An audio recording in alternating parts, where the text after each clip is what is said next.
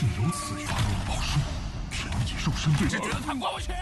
你敢看不起我的？天唯有勇往直前。时候。 Setelahnya, Shihou langsunglah dibawa ke tempat aula keabadian manusia. Si kura-kura putih memberitahu kalau disinilah para manusia abadi menyempurnakan pengobatan mereka atau ramuan obat-obatan ya guys. Dan untuk di dalam aula keabadian ini, dia tidak perlu takut untuklah melakukan sebuah kegagalan. Sebab jika gagal, maka mereka akan memiliki 10 kesempatan untuklah mencoba lagi. Wow, 10 kesempatan ya. Namun, di dalam pikiran dari Shihou, aula keabadian manusia ini menyimpan sebuah rahasia yang begitu sangatlah menakutkan.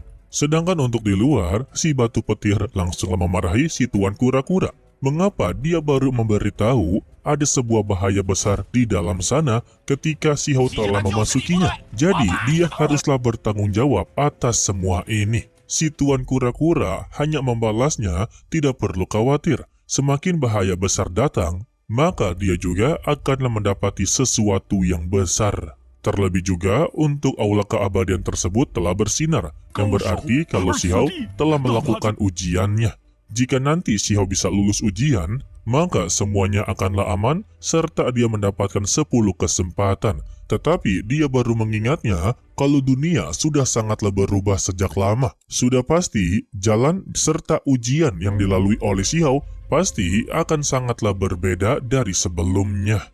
Bahkan untuk tahun-tahun sebelumnya, ada yang telah mencoba ujian tersebut. Dari 10 orang yang memasukinya, tidak ada satupun orang yang berhasil untuklah lulus. Dan mereka sama sekali tidaklah bisa keluar. Waduh.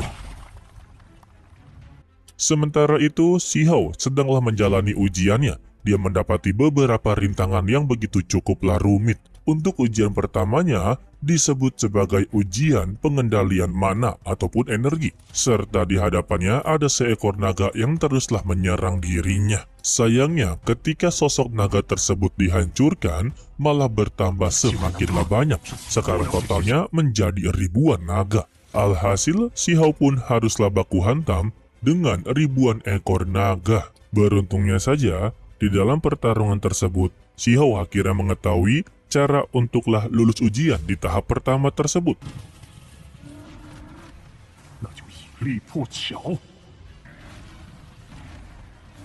Dan selanjutnya yaitu ujian kedua, yang dimana ujian ini akanlah mengukur keterampilan fisik dia. Belum aja siap, Shihou pun langsunglah terhantam dengan batu yang begitu besar. Bukan hanya satu batu saja, melainkan batu itu bertambah sangatlah banyak dan terus-menerus menimpa tubuhnya. Untuk Shihou sendiri, dia telah mengetahui kalau ini adalah ujian coba kekuatan fisik. Bahkan, dia mengakui dengan tubuh fisiknya saja, ini akan sangatlah sulit untuk lulus ujian kedua. Dari semua inilah, Shihou telah mengetahui sepertinya untuk di era keabadian, sebuah metode pelatihan mereka benar-benar begitu sangatlah luar biasa, serta begitu ekstrim. Beruntungnya lagi, dia berhasil untuklah lulus ujian kedua. Tetapi belum saja dia beristirahat, ujian ketiga sudahlah menunggu dirinya, yang dimana ujian ketiga ini adalah ujian kekuatan jiwa. Tetapi untuk masalah kekuatan jiwa, Shihou adalah ahlinya. Dia dengan begitu mudah untuklah mengendalikan kekuatan jiwa tersebut berada di lautan spiritualnya. Dan dia berhasil untuklah melewati ujian ketiganya.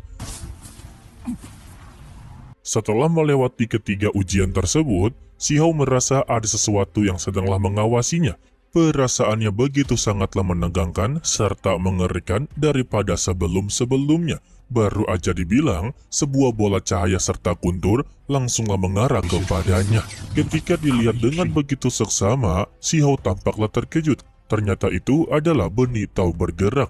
Dan dia teringat dengan perkataan gurunya, kalau benih tahu bergerak ini adalah sebuah harta yang begitu luar biasa. Dan Shihou pun langsunglah mengeluarkan benih abadinya, langsunglah menghantam energi tersebut sampailah hancur. Dengan begini, Shihou menyadari kalau benih abadi benar-benar dianggap sebagai harta karun paling tertinggi di era abadi. Beruntung saja dia telah mempunyainya. Sementara itu untuk di luar, mereka berdua masihlah berdebat satu sama lain dengan mengkhawatirkan kondisi dari Shihou. karena untuk ruangan dari keabadian ini belumlah redup sama sekali. Untuk si kura-kura memberitahunya ada dua kemungkinan kalau si Hao sedanglah berjuang keras dalam melakukan ujiannya, dan satu kemungkinannya dia telah lulus ujian dan juga melampaui para jenius kuno. Dan si batu petir langsunglah memilih yang kedua, karena dia yakin untuk si Hao sudah pasti bisa melakukannya. Tetapi terlihat raut wajah dari Tuan Kura-Kura tidaklah begitu percaya, yang membuat si batu petir langsunglah marah-marah dengan menanyakan apakah dia berpikir kalau si Hao bisalah diremehkan begitu saja. Kembali kepada si Hao, dia secara tidaklah sengaja bertemu dengan salah satu kultivator, tetapi ketika dia periksa sedikit, ternyata itu hanyalah sebuah tubuh dan kekuatan jiwanya sama sekali tidaklah ada. Dan pria tersebut dijuluki sebagai Raja Abadi Kecil. Dan sisa-sisa kekuatan dari jiwanya langsunglah keluar untuklah berbicara dengan si Hao. Di sini dia mengakui kalau dirinya ini adalah orang paling terkuat di tempat ini. Dan mereka semua memanggil dia sebagai Raja Abadi Kecil. Alasan dirinya inginlah menjadi paling terkuat dari semua orang, yaitu untuklah menumbuhkan energi abadi kedua. Dan ini sama seperti si Hao yang sedanglah mencari energi abadi kedua, guys. Lalu kita diperlihatkan sedikit tentang kejadian masa lalunya. Dia telah melakukan kesempatan ke-10 kali dan dia beruntungnya berhasil di akhir-akhir. Tetapi sayangnya dia malah menemui sebuah kegelapan yang tidak berujung. Lalu tubuh dari si Raja Abadi Kecil langsunglah menghilang dari sana. Hal ini membuat si Hao menjadi sedikitlah ketakutan, dikarenakan untuk mencari kekuatan yang begitu lebih, mengapa semuanya haruslah terjadi kepada si Raja Abadi Kecil. Tetapi dia langsunglah menjawabnya, kalau aku adalah aku, meskipun nantinya dia harus binasa, dia tidak mempunyai jalan untuklah kembali dalam memperoleh semua kekuatan spiritual yang begitu hebat. Sesingkatnya, si Hao pun telah keluar dari aula keabadian manusia. Tetapi dia langsung memberitahu kalau dirinya belumlah berhasil. Mendengar itu, si batu petir menjadi begitu sangatlah terkejut. Tidak lama dari itu juga untuk Yutu yang sedanglah mengejar-ngejar akar ginseng, sebut saja seperti itu, dia meminta kepada si Hao untuklah menangkapnya. Lantas untuk si akar ginseng tersebut langsunglah ditangkap oleh si Hao. Begitu juga dengan Tuan Kura-Kura, haruslah merelakan untuk pelayannya dimakan oleh si Yutu. Tetapi itu hanyalah sebagian saja. Dan selanjutnya untuk Tuan Kura-Kura, karena telah memenuhi semua keinginan dari si Hao, dia akanlah pergi dari sini sekarang juga. Namun sebelum dia benar-benar pergi dari sana, si Hao kembali mempertanyakan satu hal kepadanya. Apakah ada cara ataupun jalan lain untuklah bisa mencapai sebuah keabadian? Tuan Kura-Kura langsunglah menoleh dengan mengatakan, ya tentu saja, ini adalah sebuah teknik abadi sejati dari tanah air para abadi. Akan tetapi dia pernah merusak fondasinya. Jadi sebagian ingatan dia benar-benar telah menghilang. Jadi pada intinya si Tuan Kura-Kura sama sekali tidaklah dapat memberitahu dia lebih banyak lagi. Dan dia langsunglah berpamitan pergi dari sana. Setelah kepergiannya, si Hao menjadi begitu sangatlah bingung. Apakah Tuan Kura-Kura ini sedanglah mencoba untuklah menipu dirinya atau sama sekali tidak? Sayangnya untuk saat ini, dia sama sekali tidaklah bisa membuktikannya. Dan juga untuk Yutu memberitahu kalau semua teman-teman dari si Hao berada di sini, yaitu Luo, Lui, dan juga Lani Chen, semuanya berada di sini. Bahkan juga barusan dia bertemu dengan Chow Yusem. Sesingkatnya, si Hao pun langsung menemui mereka semua di kawasan Gunung Logam Xiang'u dengan mempertanyakan apakah mereka semua telah bertemu dengan monster kuno yang telah dia sebutkan. Mereka semua memang telah bertemu dengan si Tuan Kura-Kura Putih. Tetapi untuk masalah harta, mereka sama sekali tidaklah mendapatinya, sebab dia memberitahu semua harta itu telah berada di tangannya si Hao. Hal ini membuat si Hao sedikitlah kesal kepadanya. Sepertinya untuk si Tuan Kura-Kura Putih ini mencoba untuklah menjadikan dirinya sebagai sasaran yang begitu empuk kepada semua orang. Tetapi untuk teman-temannya langsunglah geleng-geleng kepala. Sepertinya untuk orang-orang yang inginlah mencoba mencelakainya pasti akanlah berpikir dua kali. Apalagi dengan nama dia sebagai Huang sudah pasti dikenal oleh semua orang. Jadi ya, untuk kultivator biasa, tidaklah berani untuk memprovokasinya. Ya, ada benarnya juga.